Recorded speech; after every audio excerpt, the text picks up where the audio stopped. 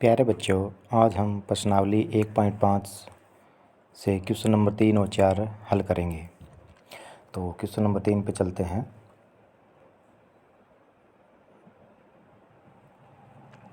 Question number 3 है, आपको याद होगा कि पाई को एक वृत्त की परिधि का मान सी मतलब सरकमफ्रेंस और उसके व्यास का मान डी मतलब डायमीटर के अनुपात से परिभाषित किया जाता है, अर्थात पाई बराबर C/D C/D।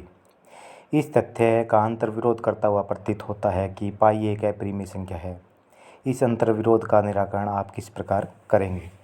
तो कहने का मतलब ये है कि ये आपका वृत्त है और ये आपका वृत्त का व्यास है। तो परिधि क्या होता है कि वृत्त का जो घेरा होता है ये वृत्त की क्या होती है? परिधि, सरकमफ्रेंस। इसको सी से प्रकट करते हैं। और ये जो वृत्त का व्यास, इसको डायमीटर डी से प्रकट करते हैं। तो पाई क्या होता है कि दुनिया के अंदर किसी भी वृत्त का, चाहे छोटा वृत्त हो बड़ा हो, तो उसमें क्या है, अगर ये घेरा माप लेते हैं हम और ये व्यास माप लेते हैं और इनको दोनों का अनुपात निकालते हैं, मतलब सी सरकमफ्रेंस ऊपर और बटा में डी डायमीटर व्यास, तो वो क्या है, उसका मान एक स्थिरांक होता है और वो होता है बराबर पाई के। तो ये एक भिन्न प्राप्त हुई हमें। पाई का मान निकालते हैं परिधि बटा में डी, तो ऊपर हो गया अंश और नीचे हो गया हर। तो अंश बटा हर के रूप में जो लिखा जा सके उसको क्या होना चाहिए? परिमेय संख्या। परंतु पाई को हम क्या मानते हैं? अपरिमेय मानते हैं। पाई को क्या मानते हैं? अगर ये सिंबल है पाई है तो पाई का मान अपरिमेय संख्या होता है।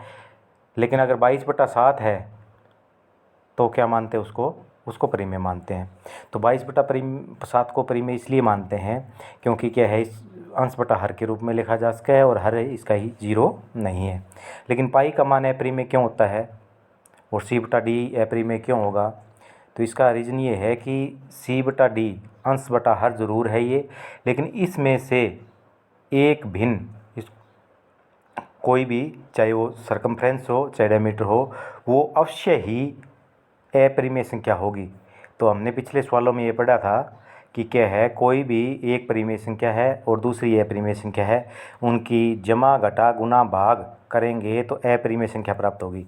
तो अगर क्या है, सी में या फिर डी में कोई भी एक अपरिमेय है तो इनकी भाग हुई है यहाँ, तो इसलिए क्या है, C/D अपरिमेय संख्या प्राप्त होगी।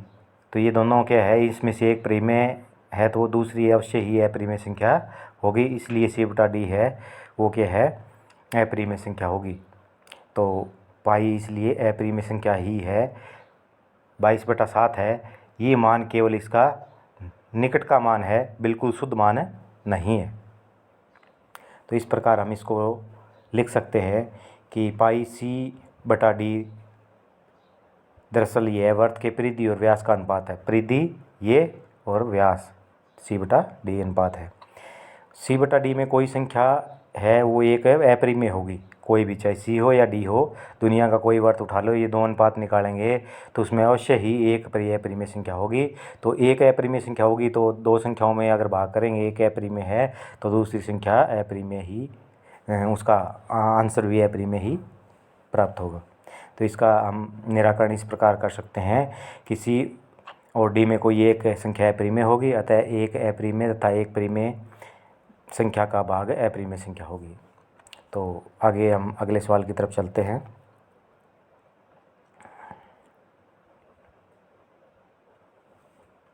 सवाल नंबर 5 की तरफ।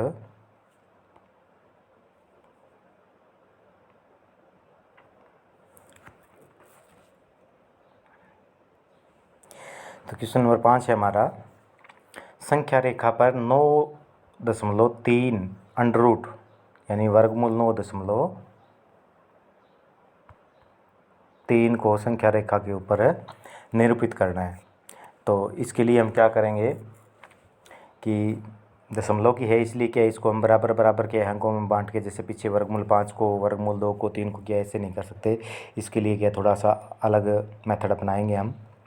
तो सबसे पहले क्या करेंगे, सबसे पहले क्या है, इसके लिए एक AB रेखाखंड लेंगे। जैसे ए से यहाँ बी तक ये रेखाखंड ले लिया यहाँ, ए से बी। उसके बाद में क्या है, बी से आगे सी तक इसको बढ़ा देंगे और एक इकाई तक सी काट लेंगे। सी तक ये देखो यहाँ काट रखे है, तो एक इकाई, ये एक इकाई होगा, ये 9.3 लेना है। ए से बी तक 9.3 सेंटीमीटर लंबाई का रेखाखंड ले लिया और बी को क्या है आगे ई तक बढ़ा दिया, लेकिन बी से सी तक 1 सेंटीमीटर काट लिया। अब अगला कार्य क्या करना है कि आपको यहाँ ए और सी का आपको लमसम विभाजन करना है। लमसम विभाजन कैसे करते हैं कि आधे से ज़्यादा प्रकार खोल के यहाँ सी पे रख के ऐसे चाप लगाएंगे, यहाँ लगाएंगे, फिर उतना ही प्रकार खोल के ए पे रख के ऐसे चाप लगाएंगे और इसको क्या है से मिला देंगे। तो ये जहाँ काटेगा वो क्या आएगा, आपका लमसम द्विभाजक आएगा। तो क्या है, इसको आप डॉटदार क्या है बिंदुओं में आप प्रकार से लमसम द्विभाजन, जैसे ओ है, ओ क्या आ गया, ये ओ यहाँ इसका लमसम द्विभाजन आ गया। तो लमसम द्विभाजन करने के बाद में इसको नाम ओ दे देते हैं। अब अगला कार्य क्या करेंगे कि जो ओ पे प्रकार रख के ओ ए खोल लो चाहे ओ सी खोल लो, क्योंकि इसका मध्य बिंदु है, और प्रकार लगा के एक अर्धवृत्त खींच देंगे ऐसे, ये अर्धवृत्त खींच दिया। अर्धवृत्त लगाने के बाद में बी पर क्या है, हम एक डी की सहायता से लंब डालेंगे जो वृत्त को किस पे काटता है, डी पे काटता है। यहाँ ये देखो डी पे काटता है। तो अब ये जो बी और डी की लंबाई है ये वर्गमूल 9.3 के बराबर होगी। तो इसको हम क्या है संख्या रेखा पर प्रकार खोल के डी पे रख के और क्या आगे इस रेखा को काट देंगे जो क्या है ई पर कटेगी।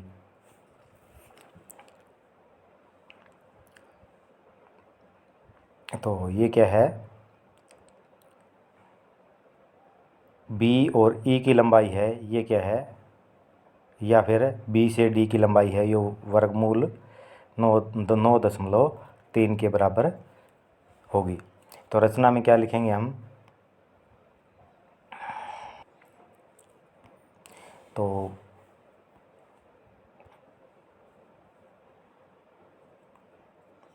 रचना के माध्यम से दोबारा समझते हैं। सबसे पहले 9.3 सेंटीमीटर रेखाखंड ए बी खींचिए और क्या है 1 सेंटीमीटर आगे बिंदु सी तक बढ़ा दिए। तो यहाँ क्या है 1 सेंटीमीटर आगे बिंदु सी तक बढ़ा दिया इसको। उसके बाद में दूसरा कार्य क्या करना है, इस प्रकार बने रेखाखंड ए सी का लमसम द्विभाजन, यानी कि आधे से ज़्यादा प्रकार खोल के ए पे रख के चाप लगाएंगे, फिर सी पे रख के दोनों तरफ चाप लगाएंगे। जो चाप कटे उसको क्या ऐसे बीच में से खींच के लाएंगे तो वो क्या है उसको ए और सी को ओ पे काटेगा। ओ क्या है इसका लमसम द्विभाजन बिंदु है, मतलब ओ को केंद्र मान के अब आगे हम अर्धवृत्त खींच सकते हैं ए से सी तक।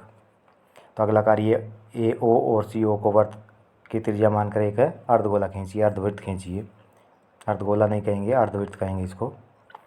बिंदु बी से ए सी पर लंब, बिंदु बी है इससे क्या है ए सी के ऊपर लंब डालेंगे तो वो क्या है इस वृत्त को डी पे काटेगा। तो ये बी और डी है, ये क्या है हमारी अभीष्ट जो संख्या है 9.3 अंडर रूट ये वर्गमूल 9.3 को प्रकट करती है। तो इसको हम क्या है आगे लाइन पे रिप्रेजेंट करने के लिए बी और डी के समान प्रकार खोल के और क्या है इस लाइन को काटेंगे तो बी ई के बराबर कटेगा, ये 9.3 को प्रकट करती है। तो ये आप प्रकार पेंसिल की सहायता से कार्य पूरा कर लें और रचना लिखें इसकी। धन्यवाद। इसी के साथ आपकी प्रश्नावली 1.5 पूरी होती है। धन्यवाद।